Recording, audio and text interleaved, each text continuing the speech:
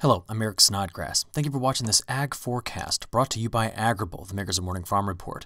Our software gives growers the insights to make the best decisions possible about their operations. I want to start off this time by showing you an animation here from our GOES 16 satellite. What we're looking at here is an infrared satellite animation, which means the satellite's looking down in the infrared part of the electromagnetic spectrum, and we're staring here at temperatures. So when you look at this map and you see the dark grays or even colors approaching black, we're looking at very warm surfaces, and where you start to see the really brightly colored stuff, we're looking at very, very cold cloud tops. Now, before we talk about this big system that's coming in on the west coast, I want you to focus your attention right here to the Midwest to get things started. See, early in the morning on Wednesday morning, we had such cold temperatures that the surface temperature measured by the satellite got very close to the cloud top temperatures from some of these weather systems moving across the country. And if you watch it again, you'll see how it switches over from this color here into the lighter grays as the day goes on, because we had some pretty significant warm-up across the Corn Belt in the last 24 hours or so. So that's the first thing I want you to see. Second thing is, here's that system I talked about a few days ago, kind of finally exiting off the East Coast, and it brought with it some snow pretty far south. We had snow falling all the way down here, all the way down into Louisiana, parts of Alabama, Mississippi. So another deep, plunging cold air outbreak here that brought snow to the south, and so they've had quite their fair share. But the big thing that I want you to pick up on is this huge low-pressure system spinning off of the northwest coast. And it's the upper-level trough feature that's associated with this gigantic low, which is bringing all that precip out west, that's eventually going to make its way into the United States, and we got to know what it's going to do once it gets into the center part of the country. So let's dig on into that. And the way we're going to do this, we're going to look at these four-panel plots again. So again, upper left is the jet stream. What you're looking at right here in the upper right-hand panel, that's mid-levels of the atmosphere. We're looking at a spin in the mid-levels of the atmosphere. We have low-level temperature anomalies down here about a mile above our heads in the Midwest, and then down here we have precipitation type and intensity. As we kind of step through this is what we're going to see over the next couple of days. So getting into Thursday and into Friday, we're going to actually see a pretty decent warm-up across the Corn Belt. Big reason why. Overall, that broad trough that you saw sitting there off the west coast finally digs into California. And look at the flow of the jet stream. Kind of goes from California all the way up to parts of the Dakotas and into Minnesota. So when the jet stream kind of builds into the broad ridge like this, we see a lot of warm air returning from the south underneath it. So we're still on the increase in terms of our temperatures over the next few days. So this is getting into Friday and into Saturday. Now what's interesting about this trough as it digs into the United States is that by the time it already gets here past the Four Corners, it begins to tilt such that if I kind of cut the trough just like this, what I want you to pay attention to is that as I continue to animate this forward, the base of the trough keeps swinging on through while the upper part of the trough kind of hangs on into this area. Now, what's the significance of this? This means that the air out ahead of the trough, as we dig through the trough and then go racing into the next ridge, well, we're going to be lifting. When I say lifting, I mean pulling north a lot of warm air. Rather than digging this trough into the United States, we're lifting it off toward the Great Lakes. And the significance of that is that the best chance for development of low pressure is going to be right in through this area. As you can see down here in the map in the bottom right, it's associated with this strong vorticity advection through parts of Iowa. That means we're moving high regions of vorticity to where we don't have much. Now, what's all of that boiled down? Well, you get this big low pressure system that develops. It is going to be very, very windy Sunday getting into Monday because of the development of this system. A lot of warm air is going to spread out ahead of it, and that's what we see right in here. And because of the fact that the trough is already dug and is starting to transition as it lifts on up to the Great Lakes, that means we're going to be able to really keep the snows in the northern part of the Corn Belt. So we're going to see some snows basically spreading from parts of Nebraska into parts of South Dakota. Minnesota is going to take a pretty big hit on this, and so is northern and central Wisconsin. But there's going to be so much warm air out ahead of it that we're going to expect to see quite a bit of rainfall through this area. So like I said, this week we might see as much as a 50, maybe even a 60-degree swing in temperatures for parts of the Midwest this week, given how cold it was to start the week and what we're going to see by the time we get into Sunday, Monday.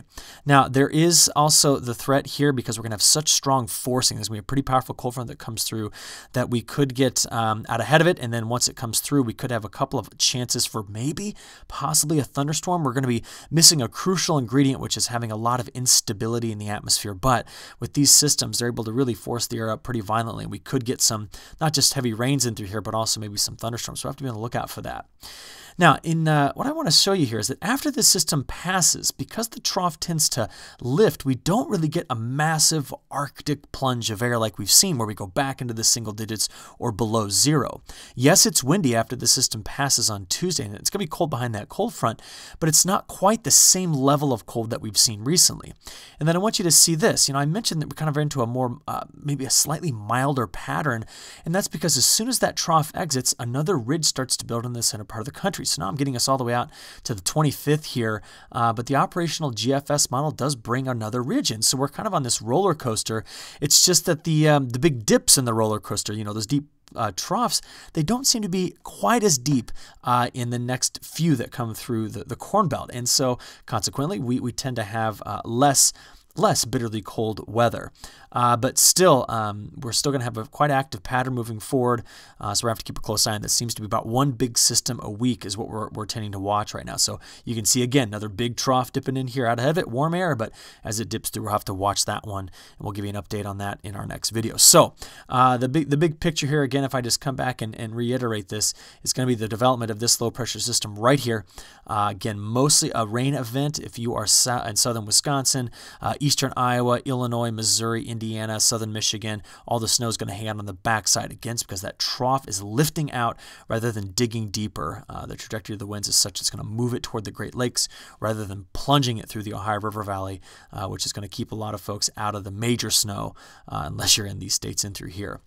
So when we take a look at what we're looking at in terms of total snowfall, you can see the biggest band of snow falling right in through this area. And we're talking up here, we're going to really pile in the snow in this area. So it could be quite heavy as all that moisture gets wrapped up into this. And this one shows you that there is some agreement between the current GFS and the ECMWF, which is the European model. And the trend kind of in both models is to keep pushing that snow band a little bit further back into the northwest. Now listen closely. This forecast I'm producing is late in the evening on Wednesday night. And so we're given a forecast here for a system that's coming through on Sunday into Monday. And I just want to let you know there's still, that's still, at least 100 hours away, which means we could still see some shifts in the position of this heavy snow band, but this is at least what we're looking at right now. And we'll have a brand new video that'll come out early on Monday. We'll be watching this thing kind of live come through on that day. So we'll see how well the models did with the position of this heavy snow on the backside of that low. So I'll be watching it closely, but you all need to know there could be some shifts in the in the path of this heavier snow. Now, I want to show you this system coming through in terms of total accumulated precipitation. So this is our next 10 days according to the GFS model. Of course, we have all that strong onshore flow with that big trough first. So we're going to get a lot of precip out west.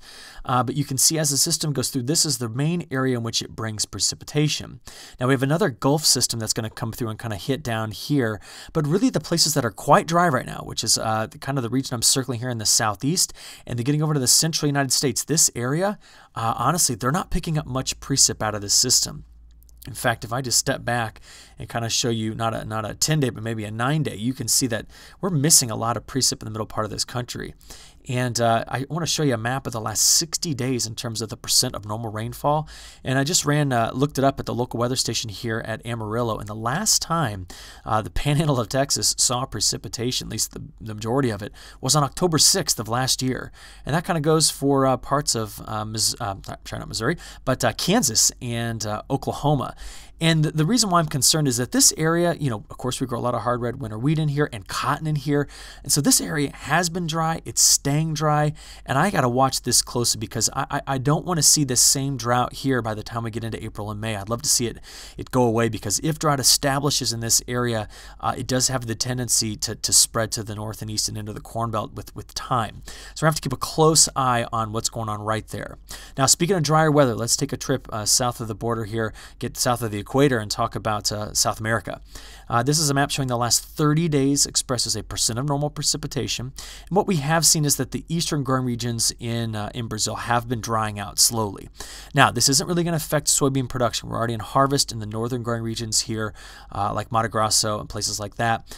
So we're not really talking about having a major impact on soybeans. This could affect, the last little bit of the maturity of that first crop of soybeans. But what this is going to do, by the way, is this may put some pressure on the planting of the safrinha crop that would be corn. And because of the dry pressures we're seeing right here, and because, market dynamics, we've got low corn prices, we may see less acreage of corn and more acreage of cotton and other crops going in through here. Now, if we come down to Argentina, the big producing areas are going to be right in through here. So this is Buenos Aires province, and this is Cordoba. And there have been some spotty dryness, some areas in the area that have been dry for a while. So we're going to have to take a look at what we're expecting out of here. But no major stories of major issues that are widespread, but still some pockets of dryness. And I also want to mention this for those of you that are growing some wheat. The Russian kind of wheat belt is right in through here. Last 30 days for them have been near average to wetter than average. And north of the Black Sea, we've actually had a very warm and mild winters so far overall. Yes, there's been bouts of cold, but overall the last 30 days it's been above average in terms of temperatures right in through here. So keep that in mind as well. Your next 10 days, as forecast by the long-range European model, does continue to pick up on that drier pattern. The monsoon has really shifted to really be concentrated into this area where it's really interacting a lot with some cold fronts that come through this area. But you can see that most of Mato Grosso, Goiás, Mato Grosso do Sul, this area is looking very dry over the next 10 days. Could help out with the harvest of the soybean. That's actually a good thing for the soybeans. But we got to watch the drier patterns because, as you know, in our update in our last video, we talked about how the next 4 months carries a dry bias in the long-range models in this area. So we'll watch that very carefully. Well, we hope you look forward to Agrible's next ag forecast coming out on Monday. To get morning farm report for your operations, click with a daily email that shows you a snapshot of your field conditions each morning. Go to morningfarmreport.com. Sign up for our free account. Full grower accounts are free if you sign up for Sustainable Yield Program or for our growers who work with 80 merchandisers. Look forward to talking again early Monday morning, and about that time we'll be talking about that big weather system coming through. So be on the lookout if you are in the northern Corn Belt. Talk to you again on Monday.